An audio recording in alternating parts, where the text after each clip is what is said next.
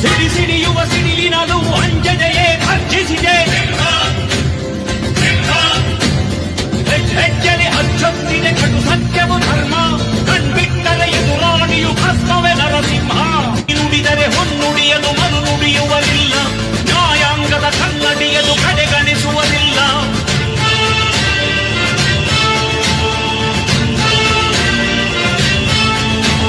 ನೀನೆನೆದರೆ ಕಕ್ಕಲ್ಲದು ಬಂಗಾರವು ತಾನೆ.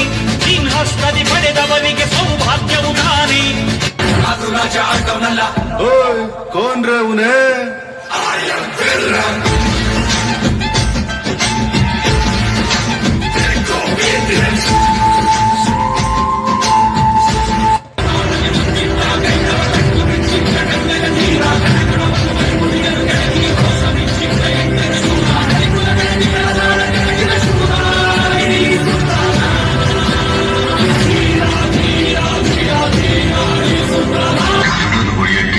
ಒಬ್ಬ ರಾಕಿ ನುಡ್ಸಿದ್ವಿ.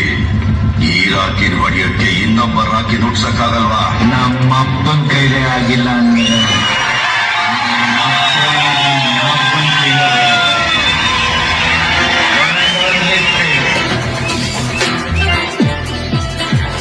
ಈ ಹೃದಯದ ಅಗ್ನಿ ಪರ್ವತದಲ್ಲಿ ದ್ವೇಷ ಕುದಿಯುತ್ತಿದೆ.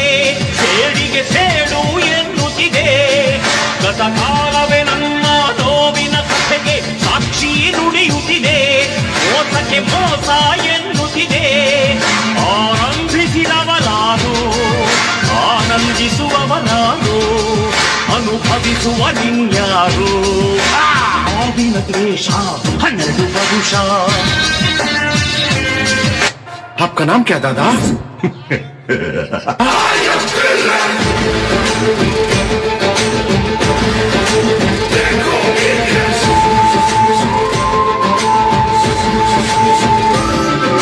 ತಾಯಾಣೆಯ ನಿಟ್ಟ ಮಗನಿಗೆ ಯಾವ ದೇವರು ಬೇಕಿಲ್ಲ. ಪ್ರೀತಿಯ ಭಾಷಾ ಇದೆಯಲ್ಲ. ಆಯಮನಿಗೂ ಎಲ್ಲಿ ಪ್ರವೇಶವಿಲ್ಲ. ಎಲ್ಲ ನಾನೆಲ್ಲ ವೈರಿಯ ವಂಶವ ಉಳಿಸಲ್ಲ.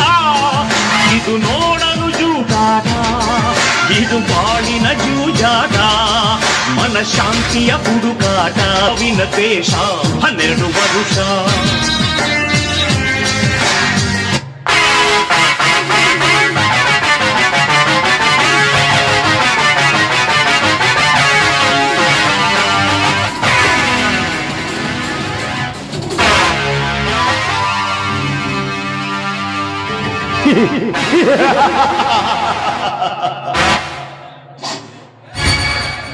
ಯದಾ ಯದಾ ಹಿ ಧರ್ಮಸ್ಯ ಗ್ಲಾನಿರ್ಭವತಿ ಭಾರತ ಅಭ್ಯುತ್ಥಾನಂ ಅಧರ್ಮಸ್ಯ ತದಾತ್ಮಾನಂ ಸೃಜಾಮ್ಯಯಂ. ಪವಿತ್ರಾಣಾಯ ಸಾಧೂನಾಂ ವಿನಾಶಾಯ ಚ ದುಷ್ಕೃತ್ಯ ಧರ್ಮ ಸಂಸ್ಥಾಪನಾರ್ಥಾಯ ಸಂಭವಾಮಿ ಯುಗೆ ಯುಗೆ.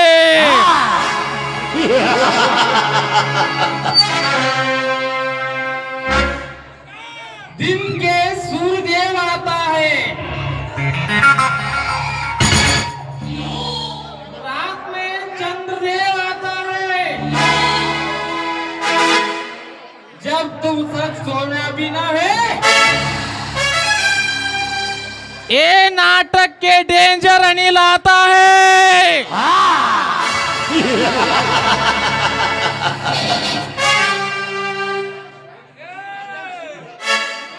ಕಲಿಯುಗ.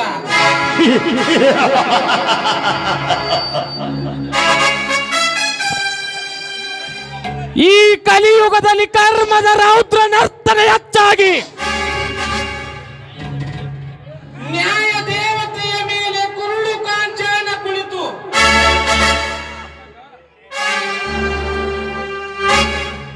ಅನ್ಯಾಯ ತಾಂಡವವಾಡುತ್ತಿರುವಾಗ ಬಡವನ ಬದುಕು ಸಿಡಿಲಿಗೆ ಬೆಳೆದ ಮರದಂತಾಗಿ.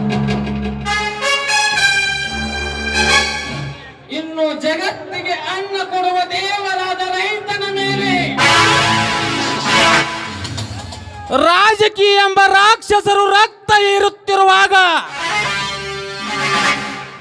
ಬಳಲಿ ಬೆಂಡಾಗಿ ಹೋಗಿದೆ ಭಾರತೀಯ ಬಡ ರೈತನ ಬದುಕು.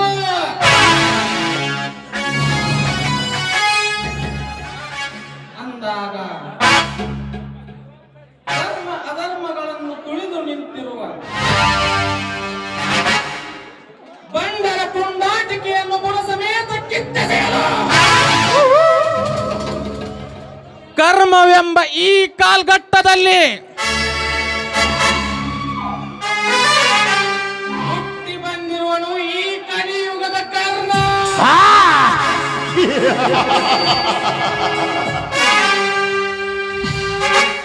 ಇನ್ನು ಈ ಊರಿನಲ್ಲಿ ನಡೆಯುವ ಮೋಸದ ಸರ್ವಾಧಿಕಾರಕ್ಕೆ ಸೆಟ್ಟು ಹೊಡೆದ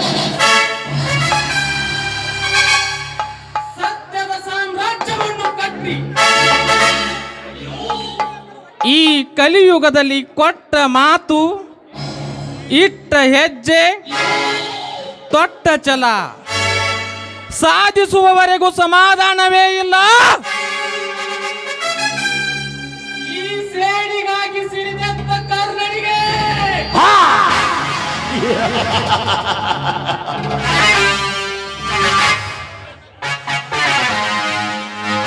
एक ही प्रधानी है,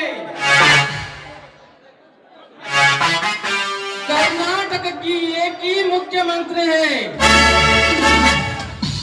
हुन्नूर की एक ही डेंजर है. ಅದು ಡೇಂಜರ್ ಅನಿಲ್ है.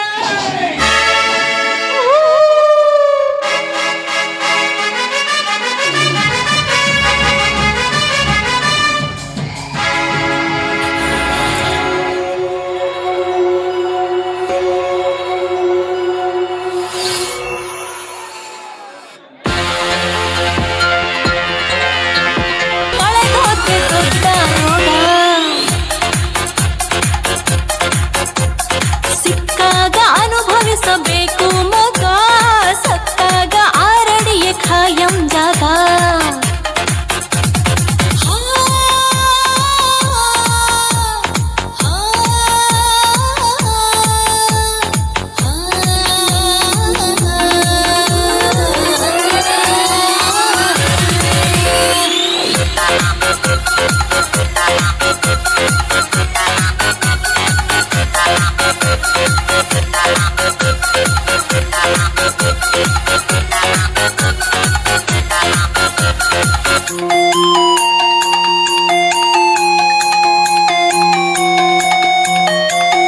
ಹೇ ಕನಸು ಕಾಣಲು ತಪ್ಪಲ್ಲ, ಹೊಡೆಯು ನೀ ಗೋಲಿ.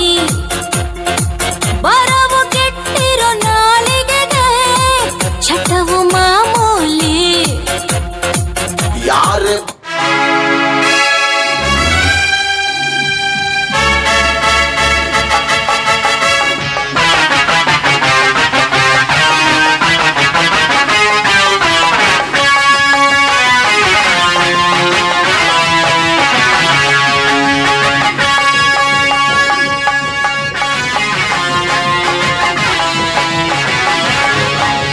ಹೇ ಹೇ,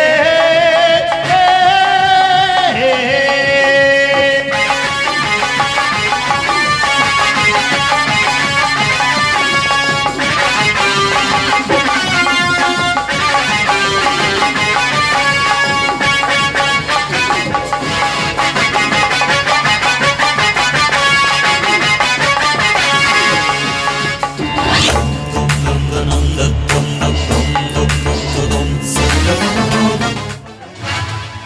ಅಲ್ಲ ಮಿಸ್ಟರ್, ನಾಳೆ ನೀವು ಮೈ ಬಿಸ್ಕೊಂಡು ಗೂಳೆ ಹೋಗಿ ನಿಂತಿರ್ಬೇಲ್ಲ, ಸ್ವಲ್ಪ ದಾರಿ ಬಿಟ್ಟು ನಿಂತ್ಕೊ. ಅಷ್ಟಕ್ಕೂ ಹರಿದ ಹುಡುಗಿಯರು ಕಂಡ್ರೆ ಹೊಚ್ಚು ನಾಯಿ ಅಂತ ಜಲ್ಲ ತೋರಿಸುವ ನಿಮ್ಮ ಕಾಮುಕ ಅಂತ ಗೊತ್ತಾಯ್ತು. ಕಾಮುಕ ಹುಟ್ಟಿದ ಪ್ರತಿಯೊಂದು ಗಂಡು ಮಕ್ಕಳಿಗೂ ಅಕ್ಕ, ತಂಗಿ, ತಾಯಿ ಎನ್ನುವ ಮಾನವೀಯತೆಯ ಮಮತೆ ಕೊಟ್ಟು ಬೆಳೆಸಿರುತ್ತಾರೆ ಈ ಸಮಾಜದ ತಂದೆ ತಾಯಿಗಳು. ಆದರೆ ಫ್ಯಾಷನ್ ಎಂಬ ಮಾಯಾಲೋಕಕ್ಕೆ ಸಿಕ್ಕ ನಿನ್ನಂತ ಬಂಡ ಹೆಣ್ಣುಗಳು ಅರ್ಧಂಬರ್ಧ ಪಠ್ಯ ತೊಟ್ಟು ಎದೆ ನನ್ನಂತ ಹಳೆಯ ಹುಡುಗರು ಅಷ್ಟೇ ಯಾಕಲೆ, ವಯಸ್ಸಾದ ಮುದುಕನ ಕಚ್ಚಿ ಸಹ ಲೂಸ್ ಆಗುತ್ತೆ. ಅಂಥದ್ರಲ್ಲಿ ನಂದೇನ್ ಮಹಾ. ನೋಡು, ನಿನ್ನಂತಗಳನ್ನು ನೋಡುವುದರಿಂದ ಬರುವುದು ಸಹೋದರತೆಯ ಭಾವನೆ ಅಲ್ಲ, ಹಾದರತೆಯ ಭಾವನೆ ಎಂಬುದನ್ನು ಮಾತ್ರ ಮರೆಯಬೇಡ. ಒಂದು ಬಟ್ಟೆ ಹುಟ್ಟು ತೊಡೆ ತೋರಿಸುವ ನಿಮ್ಮಂತ ಬಂಡ ಹೆಣ್ಣುಗಳು ಹುಟ್ಟಿಕೊಂಡು ಗಂಡಸಿನ ಗಂಡಸ್ತನ ಕೆದಕಿ ಕಾಮ ಎಂಬ ಕಟ್ಟೆ ಹೊಡೆಯುವುದು ನಿನ್ನಂತ ದೇಹ ಪ್ರದರ್ಶಿಸುವ ಸೊಕ್ಕಿದ ಹೆಣ್ಣುಗಳಿಂದ ಹೊರತು ಈ ಸಮಾಜದಿಂದಲ್ಲ. ಅಂದ್ರೆ ನೀವು ಕೆಟ್ಟು ಹೋಗ್ತೀರಾ ಅಂತ ಕಟ್ಟಿರುವ 4 ಗೋಡೆ ಮಧ್ಯೆ ಇರಬೇಕೇನು ಈ ಹೆಣ್ಣಿನ ಸೌಂದರ್ಯ? ಸೌಂದರ್ಯ ಹಾಗೆ ಈ ಹೆಣ್ಣಿಗೆ ಸ್ವತಂತ್ರನೇ ಬೇಡ್ವಾ? ನಿಮ್ಮನ್ನ ಗಂಡಸರ ಮಾತು ಕೇಳಿ ಹೆಣ್ಣು ತನ್ನ ಸೌಂದರ್ಯವನ್ನ ಮುಚ್ಚಿಡ್ಬೇಕೇನು? ಸೌಂದರ್ಯ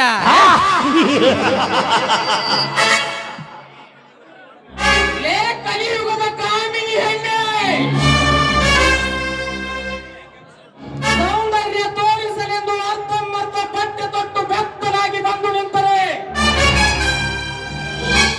ನಿನ್ನ ಸೌಂದರ್ಯಕ್ಕೆ ಮೆಲಗು ಬರುವುದಿಲ್ಲ ವಿನಃ ನನ್ನಂತ ಹರೆಯದ ಹುಡುಗರು ನಿನ್ನ ಮೈ ಮೇಲೆ ಗೂಳಿಯಂತೆ ಎಗರಿ ಬರುವರು. ಎಚ್ಚರ. ದೂರ ಸರಿ ಆಚೆ. ನಿನ್ನ ಎಚ್ಚರದ ಮಾತು ಕೇಳಿ ಹುಚ್ಚರಂತೆ ನಡೆಸಿದ್ರೆ ಈ ಜಗತ್ತು ಹೇಳುತ್ತೆ ಹೆಣ್ಣಿನ ಸೌಂದರ್ಯಕ್ಕೆ ಬೆಲೆ ಕೊಡುದು ಈ ಭಾರತ ಸಂಸ್ಕೃತಿ ಅಂತ. ಲೇ ಹುಚ್ಚು ಎಣ್ಣೆ, ನಮ್ಮ ಭಾರತೀಯ ಸಂಸ್ಕೃತಿಗೆ ಇಡೀ ಜಗತ್ತೇ ತಲೆಬಾಗಿ ನಡೆಯುತ್ತದೆ. ಅಂದಾಗ ನಿನ್ನಂತ ತುಂಡು ಬಟ್ಟೆ ಹಾಕುವ ಸುಂದರಿಯರೆಂದಲ್ಲ,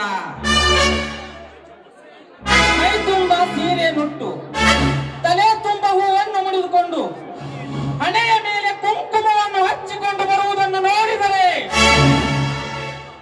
ಕಾಮ ಎಂಬ ಗಂಡಸಿನ ಸೊಕ್ಕಡಗಿ ಅಮ್ಮ ಎಂಬ ಮನೋಭಾವನೆ ಉಕ್ಕಿ ಹರಿಯುತ್ತದೆ. ಇದೇ ನಮ್ಮ ಭಾರತೀಯ ಸೌಂದರ್ಯದ ಸಂಸ್ಕೃತಿ. ಅದಕ್ಕೆ ಬಲ್ಲವರು ಹೇಳಿದ್ದಾರೆ, ಭಾರತೀಯ ಸಂಸ್ಕೃತಿಗೆ ಇಡೀ ಜಗತ್ತೇ ತಲೆಬಾಗಿ ನಡೆಯುತ್ತದೆ ಅಂತ. ಅಂದರೆ ನಿನ್ನ ಮಾತಿನಂತೆ ಹೆಣ್ಣು ತುಂಡು ಬಟ್ಟೆ ಹಾಕಿದ ತಕ್ಷಣ ತಪ್ಪು ಮಾಡುತ್ತೆ ಎನ್ನುವುದಾದ್ರೆ ಈ ಹೆಣ್ಣು ತಪ್ಪು ಮಾಡಿರುವುದಾದ್ರೂ ಏನು? ಲೇ, ಮುಂದಿನ ಪೀಳಿಗೆಗೆ ದಾರಿ ದೀಪವಾಗಬೇಕಾದ ನಿಮ್ಮಂತ ಹೆಣ್ಣುಗಳೇ, ಬಾರಿನಲ್ಲಿ ಕುಳಿತು ಬಿಯರ್ ಕುಡಿಯುವ ಚಾಲಾಕಿ ಹೆಣ್ಣುಗಳಿಷ್ಟಿಲ್ಲ ಈ ನಿನ್ನ ಹೆಣ್ಣಿನ ಕುಲದಲ್ಲಿ. ಅಲ್ವಾ? ಅಷ್ಟೇ ಯಾಕೆ, ಶಾಲೆ ಕಲಿಯುತ್ತೇನೆಂದು ತಂದೆ ತಾಯಿಗಳಿಗೆ ನೆಪ ಹೇಳಿ ಸಿಟಿ ಸೇರಿ ರಾತ್ರಿಯ ಹೊತ್ತಿನ ಕ್ಲಬ್ಬಿನ ಮಪ್ಪಿನಲ್ಲಿ ಮೆಂಡರನ್ನು ಕೊಯ್ ಹಿಡಿದು ಕುಡಿಯುವ ಬಂಡ ರಂಡೆಯರಷ್ಟೇ ನಾಯಿ ನಿನ್ನ ಹೆಣ್ಣಿನ ಕುಲದಲ್ಲಿ. ಅದು ತಪ್ಪಲ್ವಾ? ಅಷ್ಟೇ ಯಾಕೆಲೆ, 9 ತಿಂಗಳು ಹೊತ್ತು ಎತ್ತು ಸಾಕಬೇಕಾದ ನಿನ್ನಂತ ಹೆಣ್ಣುಗಳೇ ಹೆಣ್ಣಿನ ಭ್ರೂಣ ಹತ್ಯೆ ಮಾಡಿಸುವ ಬದ್ಮಾಸ್ ಹೆಣ್ಣುಗಳಿಷ್ಟಿಲ್ಲ ಈ ಹೆಣ್ಣಿನ ಕುಲದಲ್ಲಿ. ಅದು ತಪ್ಪಲ್ವಾ? ಅದಕ್ಕೆ ಬಲ್ಲವರು ಹೇಳಿದ್ದಾರೆ, ಹೆಣ್ಣಿಗೆ ಹೆಣ್ಣೇ ಶತ್ರು ಅಂತ. ರೀ ಮಿಸ್ಟರ್, ನಾನೊಬ್ಳೆ ಪ್ಯಾಷನ್ ಮಾಡ್ತಾ ಇಲ್ಲ, ಹಳ್ಳಿಯಿಂದ ಹಿಡಿದು ದಿಲ್ಲಿವರೆಗೂ ನಡೀತಾ ಇದೆ ಪ್ಯಾಷನ್. ಅಂತದ್ರಲ್ಲಿ ನನ್ನದೇನು ಮಹಾ. ಹುಚ್ಚು ಬಾಯಿ ಹುಚ್ಚು ಎಣ್ಣೆ, ಈ ಕಲಿಯುಗದಲ್ಲಿ ಭಾರತೀಯ ಸಂಸ್ಕೃತಿ ಉಳಿದಿರುವುದು ಹಳ್ಳಿಯ ಬಡ ಹೆಣ್ಣು ಮಕ್ಕಳಿಂದ ಹೊರತು ವ್ಯಾನಿಟಿ ಬ್ಯಾಗ್ ಹಾಕಿ ಬೈಕ್ ಮೇಲೆ ಸಿಟಿ ಸುತ್ತುವ ನಿಮ್ಮಂತ ಶ್ರೀಮಂತ ಸೋಗಿನ ಲೇಡಿಯರಿಂದಲ್ಲ. ನೋಡು, ನಿನ್ನಂತವಳನ್ನು ನೋಡುವ ಹುಡುಗರಿಗೆ ಬರುವುದು, ನೋಡು, ನಿನ್ನಂತವರಿಂದ ನಮ್ಮ ಭಾರತೀಯ ಸಂಸ್ಕೃತಿಯನ್ನು ಕಾಪಾಡಿಕೊಳ್ಳಬೇಕಾದರೆ ನನ್ನಂತವರು ನಿನ್ನಂತವಳಿಗೆ ಬುದ್ಧಿ ಕಲಿಸಲೇಬೇಕು. ನೋಡು, ದಯವಿಟ್ಟು ನಿನಗೆ ಕೈ ಮುಗಿದು ಬೇಡ್ಕೋತೀನಿ, ನಾನೇನು ಮಾಡಬೇಡ, ನನ್ನನ್ನು ಬಿಟ್ಬಿಡು. ನಿನ್ನ ಶೀಲದ ಜೊತೆಗೆ ಸಲಿಗೆ ಬೆಳೆಸುವ ಚೆಂಡನು ನಾನಲ್ಲ. ಒಬ್ಬಳೇ ಇರುವೆ ಎಂದು ತಪ್ಪಿಕೊಳ್ಳುವ ಬಂಡನೂ ನಾನಲ್ಲ. ನಿಮ್ಮಂತ ಗರ್ವ ತುಂಬಿದ ತರುಣಿಯರನ್ನು ಸರಿದಾರಿಗೆ ತರುವ ಸರ್ದಾರ ನಾನು. ಇಷ್ಟೆಲ್ಲ ನನ್ನ ಸಮಯ ವ್ಯರ್ಥ ಮಾಡಿದ ತಪ್ಪಿಗೆ ನಿನ್ನನ್ನು ಬೇಡ, ನಿನಗೆ ದಮ್ಮಯ್ಯ ಅಂತೀನಿ, ನಾನೇನು ಮಾಡ್ಬೇಡ, ನನ್ನನ್ನು ಬಿಟ್ಬಿಡು. ನಿನ್ನಂತವಳನ್ನು ಹಿಡಿದುಕೊಳ್ಳುವಷ್ಟು ಮತಿಹೀನ ಗಂಡಸು ನಾನಲ್ಲ. ಈ ಕರ್ಣನ ಕೈಯಲ್ಲಿರುವ ಬಂದೂಕಿನ ಗುಂಡು ನಿನ್ನ ತಲೆ ಸೀಳುವುದಕ್ಕಿಂತ ಮುಂಚೆ ಸರಿ ನಿಲ್ಲು. ಹೇ ಹೇ ಹೇ ಹೇ